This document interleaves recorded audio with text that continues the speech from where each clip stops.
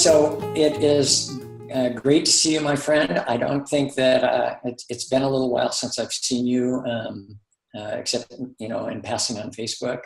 I'm super happy to be talking to you today about ACT and CBS and compassion-focused therapy.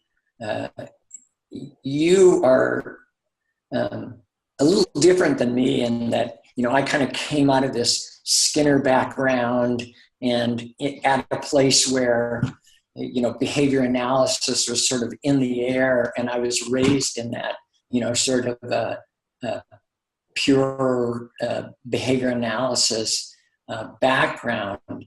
And you are one of the people who has persistently over the years helped me to understand the other people in the world of CBT and cognitive therapy and behavior therapy, because, I consider you to be, perhaps the most knowledgeable person that I know that has a deep understanding across those different areas. So I'd be very interested in hearing your thoughts on the kind of convergence of ACT and compassion-focused therapy. Well, let me sort of echo the appreciation and, just state, as you know, how much I love spending time with you. I love speaking with you, and you've been a huge part in my own growth and development within CBS and ACT, and your appreciation for embodiment and physicality and the blend of cognitive and verbal processes with deeper evolved sort of processes and classes of behavior than verbal behavior. Like that's been so influential in my life and in the life of Laura, my partner. So it's a really great opportunity to have this conversation.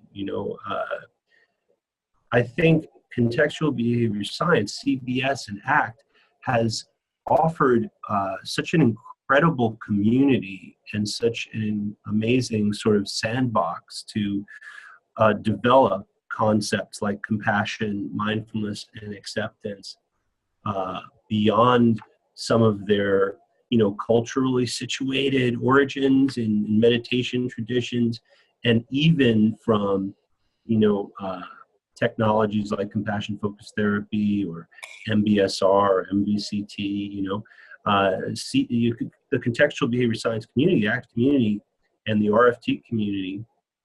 Hell, why exclude FAP? Functional analytic psychology people. All of this allows us to just cast this scientific lens in a new way on some of these concepts, and also provides a real social environment to share and relate and develop those things.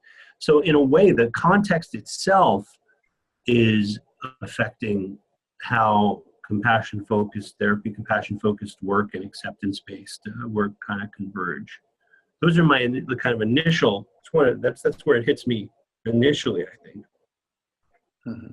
And so, what do you see as the contributions that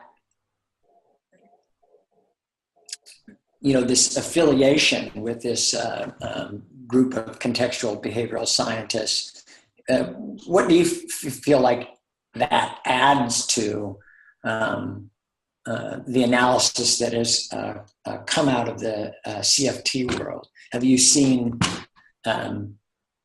interactions among these materials that caused you to see what you knew about CFT perhaps in a new light? Well, absolutely. That's a really great question. And I have similar kind of immediately generates other questions that I'd love to look at together. But I think, a few years ago, you wrote a really cool chapter on clinical terms and applied terms and how they relate to basic experimental science in a behavioral sense, and what our criteria should be about what we approach, and how we approach it when we encounter new concepts.